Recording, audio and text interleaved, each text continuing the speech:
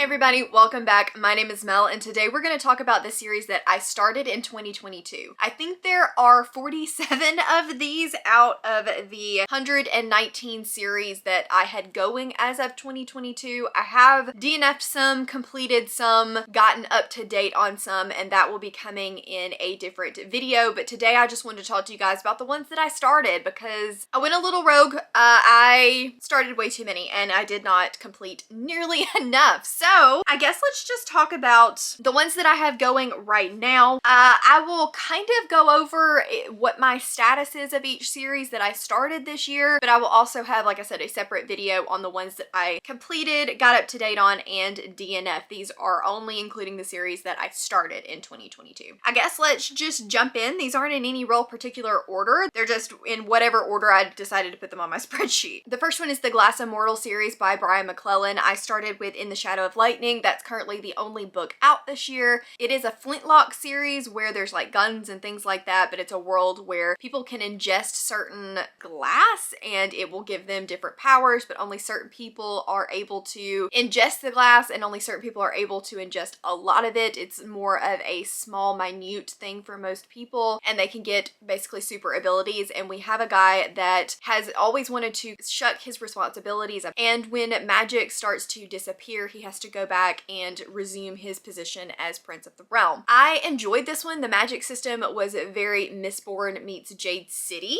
and I thought that that part was well done. It is a slower setup type book, so I didn't just love the pacing of it, but I ended up having a good time, and overall I think I will be continuing this series. Then we have the Greatcoat series. This is by Sebastian de Castell. It's one of Jade's favorite series. I think Cassidy really loves it. It is about the king's greatcoats, and they were kind of forced into retirement and are now coming back out of retirement. I had a good time with this one. I think it was also a 4-star read. I definitely plan to continue. Not one of my favorites, and I will admit not one that has stuck with me super well, but definitely a series that I planned to continue on hopefully in 2023, but I do plan to continue it. Then we have A Chorus of Dragons. I actually started this series and read 2 books in it this year, The Ruin of Kings and The Name of All Things by Jen Lyons. This is a very intricate story about Kieran, who has become a slave, and he is trying to figure out who he is and how he got to where he is. We have 2 different timelines, one from Kieran's past and one from Kieran's present, told from two completely different points of view. And we also have a narrator essentially that is kind of coming in every once in a while and giving you footnotes on the situation. It was a lot of fun. It is a complicated story with lots of family ties and family lines and timelines, and it's really good. I really enjoyed it, but I definitely need to continue because this is not a series that you want to read too far apart. The Name of All Things does follow a different side of the world. It's told in a very similar way where you have one person telling one side of the story and another person telling another side of the story. If you don't love that gimmick, then you're probably not going to like the series, because from what I understand, that is something that is continuous throughout the series, but I enjoyed it and I'm excited to continue. At number 4, we have The Shattered Sea with Half a King by Joe Abercrombie. This is the only Joe Abercrombie that I have read, and it was not my favorite. I think it ended up being like a 3-star read. It was just generally okay. It involves half a prince who only has one arm, and so he's considered to be not eligible for king, and when his brother, I believe, and his father are both murdered, he has to step into the role of king, but of course people don't want that, and there is a coup that takes place. It was okay. I thought that the characters would be a lot stronger knowing what I know about Joe Abercrombie, and they really weren't. I was not bored, but not overly engaged, and so this one I think is one that I'm probably not going to continue next year. It wasn't a bad read, so I wouldn't not recommend it. It just, I don't think was for me. Coming in at number 5, we have the Bound and the Broken series by Ryan Cahill. I read Of Blood and Fire, which is the first book, and The Fall, which is the 0.5, but you read it after Of Blood and Fire. This follows our main character. He's just a young boy living with his friends, and one day a mysterious stranger comes to town and tells them a story about these dragon riders and a battle that happened long ago, and there is something really bad that happens in their village and the boys have to go out. It does have a not chosen one, chosen one trope. That is a very basic premise of this story. There is dragons involved. It is very Aragon-esque with maybe a touch of Wheel of Time. It's very classic fantasy, but if you enjoy classic fantasy and you want to read a good indie book, I think this one is for you. The writing style did struggle a little bit in the first book for me, as well as the pacing, but I loved The Fall and thought that it was done really well. It was one of my favorite books of last year, so I definitely do plan to continue the series. Next, we have The Royal Champion by, I believe, G.M. White, and that started with The Swordsman's Lament. I think that there are only 2 books out in the series so far with a prequel out. Had a really good time with this one. It is following a guy who is the king's swordsman, I believe, and when the king's son dies, he is framed for his murder. It's a very cozy, low fantasy murder mystery story. I had a really good time with it. It's short, it's sweet, it's fun, and it's indie, and I really enjoyed it and will definitely be continuing with the series. Quick intermission for our friend that decided to join us. He had to get a haircut today and he wanted to show it off. Next up, we have the Child series by R.J. Barker. This is a trilogy that I finished due to the Backlist Book Club. I'm sorry, From Covers with Cassidy. It wasn't my fave. It wasn't my fave, and I'm in the minority, but I didn't absolutely love it. This is a fantasy series set on a ship. There are politics, there are weird bird-like people, and they are supposed to be hunting down sea dragons, essentially. It's not my favorite. I don't have a lot to say about it. The writing style didn't really work for me. The character development was slow. I needed a little bit more world building. There were points where we were told that the world had no trees, and I was flabbergasted because I had no clue and I'd read the entire series. Even if I had loved the series, the ending ticked me off. And so, yeah, we'll have that rant in my completed series, but the ending, not for me. Next up, we have the A Deal with the Demon series by Katie Robert. This is one that we're just casually reading with the late night crew and our officially unofficial buddy reads. But this is a world where women who have been down on their luck and want to get away from their current situation are offered a deal with a demon to become a bride of one of the kings of the different realms. So we've had the dragon so far, we've had the kraken.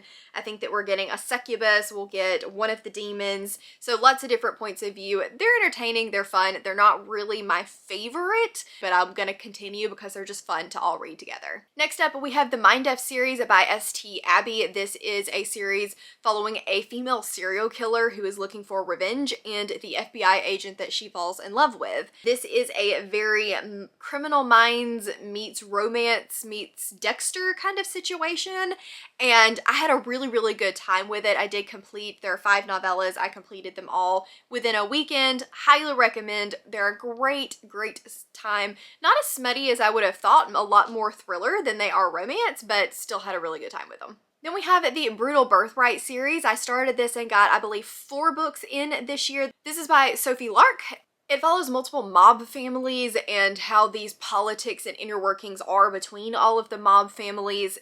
This is an ongoing series. I think there are 3 different series set in the same world, and I'm excited to get to the kids, I think, series, which is going to be the 3rd one within this world. I've still got 1 or 2, I believe, left to go in the Brutal Birthright series, and I want to continue. Next, we have another romance series. Who am I? Starting a lot of romance series this year, and that is the Twisted series by Anna Huang. I've only read Twisted Love. It was because of Kaylee from Kaylee's Books, and I had a good time with it, but didn't absolutely love it. There was one thing in particular that did kind of aggravate me a little bit, but she said that the series just continues to get better and better, with Twisted Games being one of her favorite books of last year. It is following Ava, who is just a fun girl that wants to have a good time, and I forget his name, but the grumpy brother's best friend. When the brother has to go away, he enlists the brother's best friend to help him keep an eye on his little sister, and she says she's never seen him smile or show any emotion, so she comes up with this plan to try to convince him to show emotion, whatever emotions those may be,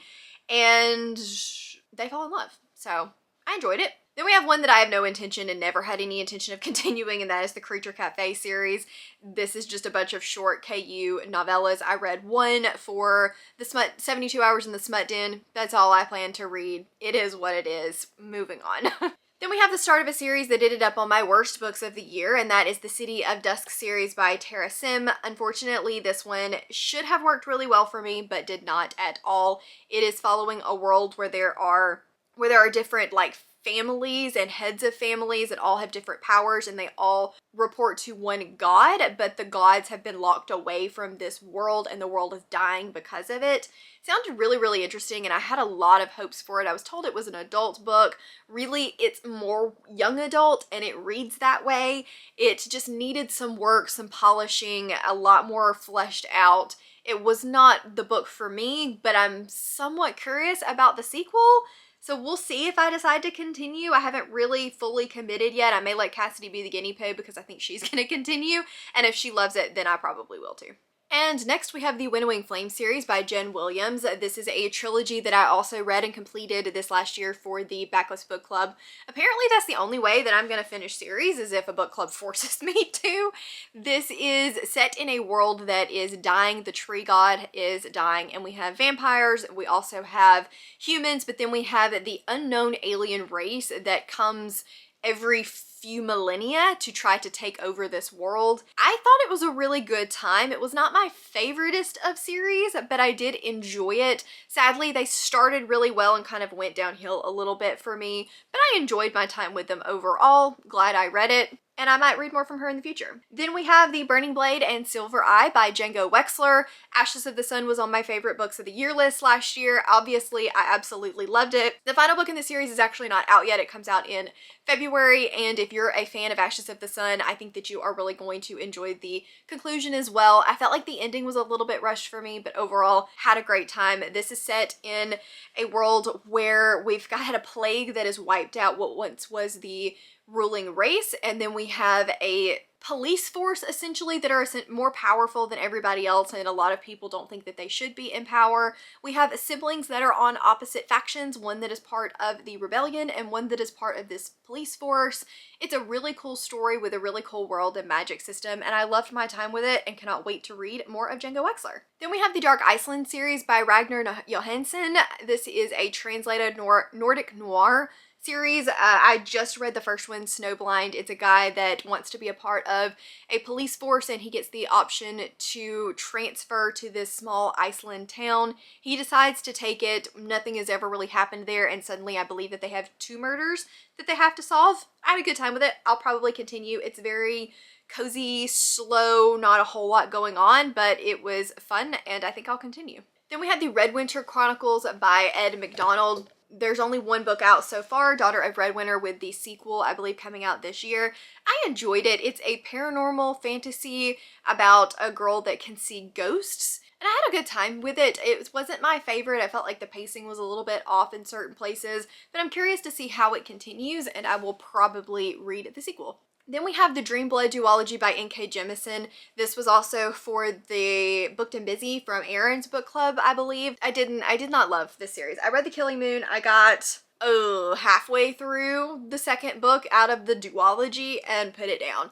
It just was not for me. It is a, I believe, Egyptian inspired story. There is dream magic and essentially sandmen, and it's a really cool concept, but the characters for me just weren't super fleshed out, and I was not overly interested in the plot, so I decided not to continue, but I did start it. Then we have the Threadlight series by Zach Argyle. I read the first 2 books in this series. It is a series about magic that is related to your eye color, and different eye colors can either push or pull, kind of like in the Mistborn world. And one of the guy's sons is born with very different colored eyes, and in order to protect him, they have to run away. I thought that this one was a really interesting concept. The execution was not my absolute favorite. If you're somebody that likes strong familial discussions, then I think this would work for you with a hard magic system.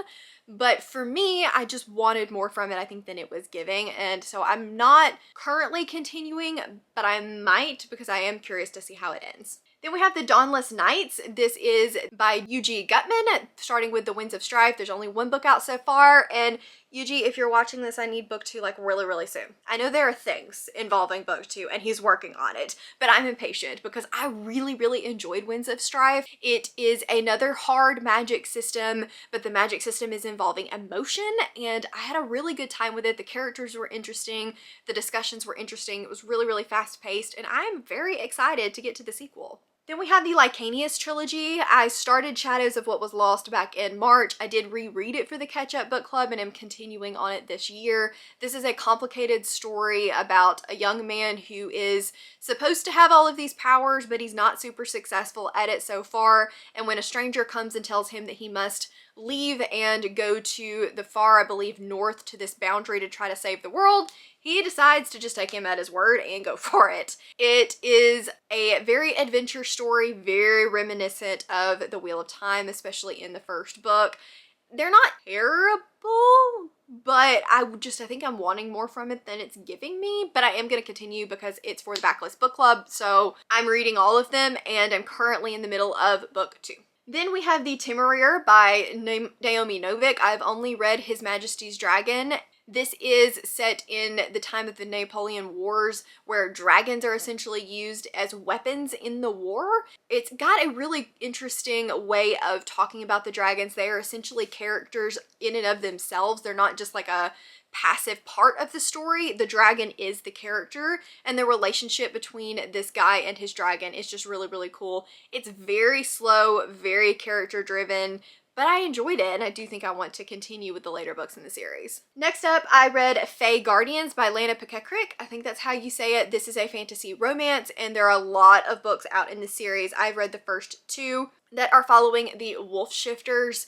These are Guardians. We've got a little bit of a different timeline situation going on. We've got, I believe it was the past, and then something happens, the world like freezes, and then we shift forward into the future where there is now magic because there's no technology to suppress the magic anymore, and our women have been frozen in ice all of this time and are being woken up and reunited with their mates in order to help save the world. It's fun. I'm enjoying it. It does have more of a plot for a fantasy romance, which I think is something that I am going to need. I enjoy the relationships, and I'm excited to continue it. It's well written.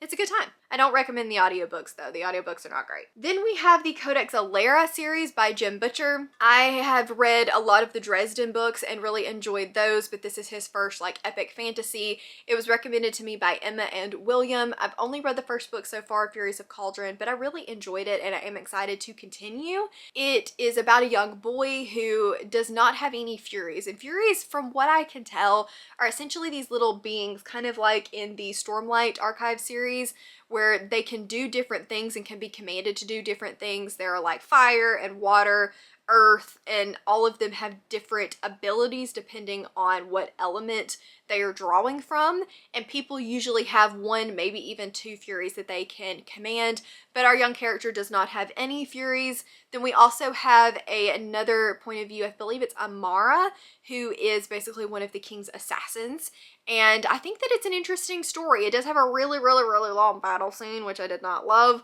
but I liked the setup. I was engaged throughout, and I definitely want to continue. Wow, this is a long video so far. Did not plan for that. Moving on quickly, let's do Children of Time. I started this series. I actually think I might have DNF'd the first book, so I'm not sure if it's supposed to be on here, but I'm thinking of trying it again. It's a sci-fi about people that have had to leave Earth and they're living on this ship and they start to get signals from other places, and then we're getting the point of view of giant spiders. It was kind of like reading a textbook, and that's why I put it down, but I really like science-based sci-fi, so I want to try again. But we'll see. Let me know down in the comments if you think that I should try it again. I can see the bottom of the list. We're getting there. Next, we have the Articles of Faith, and that is by David Ragg, starting with the Black Hawks. Started this series, DNF this series in the same year. It is only a duology, but the humor in Black Hawks just wasn't really for me. It's about a guy that ends up going with this group of mercenaries, and that just story doesn't typically do it for me. It was a lot of traveling, not a lot was going on, and it was only reliant on his humor, and if you didn't enjoy the humor, then you probably weren't going to enjoy the book. Then we have The Savage Lands by Stacey Marie Brown. This is another fantasy romance in the Fae world. Our main character is trying to smuggle things off of trains and ends up getting caught and put in one of the prisons, and in the prisons they're like fighting essentially for their lives. There is a mysterious guy that is winning all of the battles, and of course there's going to be some kind of romance there. It was okay. I'm curious to see how they continue, so I probably will try the next book, but it was not anything groundbreaking. Then we have the Bromance Book Club. Starting with the Bromance Book Club, I will not be continuing this. This was another for the Late Night Crew, officially an official book club. It's about a guy whose marriage is failing, so the other guys in his pro baseball, I believe, team tell him that they are reading a historical romance to try to figure out how to woo their wives and girlfriends again. It was a second chance romance, not my favorite. Moving on. Next up, we have Rat Queens. I read the first volume. This is a graphic novel fantasy series, and I really enjoyed this first volume. But since then, I found out that the artist that did it left in like the second or third volume, and then they got a new artist, and then they got another new artist, and then another new artist, and they, I think, are on an indefinite hiatus without the series being completed. And I was like, okay, that's enough red flags for me to say I'm tapping out, especially since graphic novels are not really my thing anyway. This is about a group of mercenaries, all women, and their relationships and the adventures that they go on. It was a good time, and like I said, I really enjoyed it, but there are just too many problems with it for me to want to continue. Then we have Zodiac Academy. This is by Caroline Pekkanen and Susan Valenti, I believe. I've only read the first book so far, The Awakening. I love it. It's a Faye fantasy romance involving zodiac signs and these two twins that are lifted out of the real world and brought to the Zodiac Academy because their parents used to be royalty, I think. It's a bully romance. It was okay, I guess. Honestly, that's not true. I did not love this, but I've heard that you have to get to the third book in order for it to get good, but then I've also heard that the final and 8th book was trash, and I don't know. I'm trying to decide whether or not I even want to attempt book 2 or 3, because everybody seems to really enjoy it, but at the same time, if the last book isn't very good, do I want to even bother continuing? So let me know down in the comments again on this one if you think that I should continue or if I should DNF the series. Then we have Lock and Key. I've read the first 3 volumes of this horror graphic novel series about a young family whose father is murdered, and they decide to escape to the family's old house, and when they're there, they start finding all of these different keys that have different magical abilities. I really enjoyed this. I think that watching the series might have done me a little bit of a disservice because I actually like some of the choices and things that they changed in the series better than I do the graphic novel series, but I definitely do plan to finish out the last 2 volumes and had a good time with it. Then we're talking about Heartstopper by Alice Oseman. I read the first volume. This is a cozy romance story or graphic novel about 2 young boys that realize they are gay and fall in love. It's not the story for me. It's too wholesome, too heartwarming. I just was mostly bored, so I won't be continuing that one. Then we have Underworld Gods by Karina Holly. This starts with River of Shadows, and I believe there are 3 books in this series. I've only read the first one. It's a fantasy romance about a girl that goes down into the underworld to try to save her father and meets Hades. Probably will continue that one. Haven't 100% decided yet. I did not love the first book, but I'm curious about where things are going to go. Then we have The Vicious Lost Boys, starting with The Never King by, I believe, Nikki St. Crow. This is a reverse harem about a young woman that gets stolen by the Lost Boys and Peter Pan. It's interesting. I had a good time with it when I read it, but it didn't stick with me enough to make me want to continue reading it, so I think that I'm just going to stick with the first book in the series. Then we have Finley Donovan, starting with Finley Donovan is Killing It by El Casamino. I definitely do plan to continue this one. I had a really fun time with Finley Donovan is Killing It. It wasn't 5-star material like everybody else, but I didn't expect it to be because I'm not usually a cozy reader. But this one was just funny and fun, and I can't deny that it was well written. Then we have the Pendergast series by Preston and Child. I read the first 2 books. The first book I enjoyed, the second book not so much. They're just very formulaic, so I probably won't continue. They're kind of a paranormal mystery style. There are 20-something of them, and I don't like them enough to continue through 20-something books. Then we have Cradle. I started with Unsold by Will White. This is a progression fantasy about a young boy who was supposed to have powers but is found to not have any for like the first time ever, and he's trying to make it through his world with being unsold or no powers, and it's a level up type of fantasy. It is a Asian inspired, and I didn't love the setting, and I didn't love the power up thought process behind it. I think I will continue because it's Rachel's favorite series of all time, and she says that the setting does change in book 2, so I'm going to give book 2 a try, but I only started with book 1. Then we have Titan Hoppers by Rob J. Hayes. This was given to me in exchange for honest review, and I enjoyed it. It is a YA sci-fi about a boy that has wanted to be a Titan Hopper just like his sister, and then she dies and the resources are slowly starting to dwindle, so he finally does get his opportunity to go onto the Titan to try to get more resources and finds out more about himself than he ever would have thought. It's interesting. It's kind of a progression sci-fi. I didn't dislike it. I felt like it was a lot more YA and I didn't love the beginning, but as we continued into the second half of the story, I started to have a lot more fun with it, and I probably will give book 2 a try. Next up, we have Blood Trials by N.E. Davenport. I think the first book, Blood Trials, is the only one that is out so far. This is a sci-fi fantasy blend about a young woman who is trying to solve her grandfather's murder and goes to be a part of basically they're Marines and has to go through the academy in order to do this. It is brutal. It is cutthroat. This is I would call it a new adult fantasy sci-fi. It's not young adult, but it does read a little bit younger. So I would kind of put it in the new adult. I loved the first 3/4 of this book and felt like the second quarter was a book almost completely different than what I had already read and needed to be weighted and put in the second book. But overall, had a good time. 4 stars. I have the arc of book 2 and I'm excited to get to it.